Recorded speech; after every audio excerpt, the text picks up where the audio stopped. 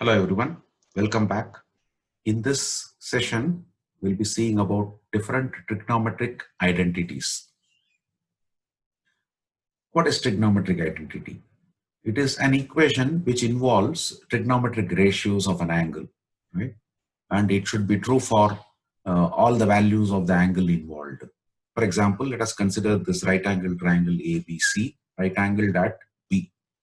So many times we had seen the Pythagoras theorem, which indicates that AC, the square, should be equal to AB square plus BC square, right? So this much we had seen in so many previous sessions, Pythagoras theorem, same thing only I wrote. Now, if we divide both sides by AC square, what will happen? If we divide both sides by AC square, it will become AC square divided by AC square is equal to AB square by AC square plus BC square by AC square. That is what would have been written here. So this left hand side will become 1. Right hand side, the square is common, so you can have a common brackets for AB and AC. Similarly here, BC by AC common bracket. Now, if you consider the angle A, so for angle A, what is AB? AB is the adjacent, and what is AC? AC is the hypotenuse, BC is the opposite.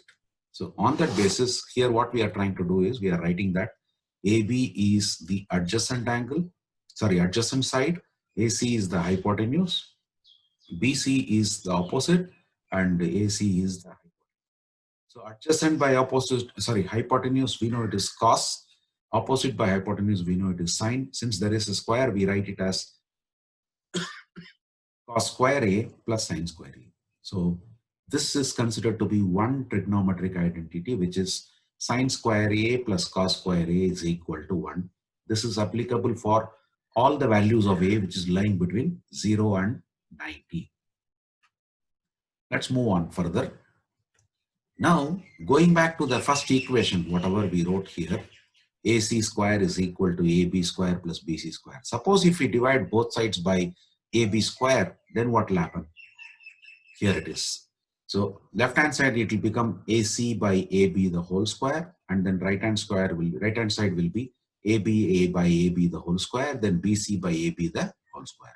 So what is AC? If you again go back to that right angle triangle, AC is nothing but hypotenuse. So I wrote here I wrote wherever AC comes, it is hypotenuse is written. Wherever AB comes, we wrote it as adjacent. Wherever BC comes, we wrote it as opposite. Considering all these are considering based on angle A. So that means this will become, sorry, I'm referring to the wrong slide. Yeah. So AC is our hypotenuse, which we had already seen. AB is the adjacent and BC is the opposite. That means we have hypotenuse by adjacent. Adjacent by hypotenuse, we know it is cos. That means hypotenuse by adjacent will be secant. So here it is there is a square in this. So here we write secant square A. This will be 1, and opposite by adjacent, that we know it is tan. So secant square is equal to 1 plus tan square A. Further, in our table, whatever we created previously about for standard angles, what are the trigonometric ratio values? In that, we might have noticed that for 90-degree angle, tan and secant are undefined. For that reason, what we write here, the A, we write the range as 0 less than or equal to A less than 90. We don't consider equal to 90 because it is undefined. So this is our second trigonometric identity. So first one, what we had seen is dividing both sides by AC, the square.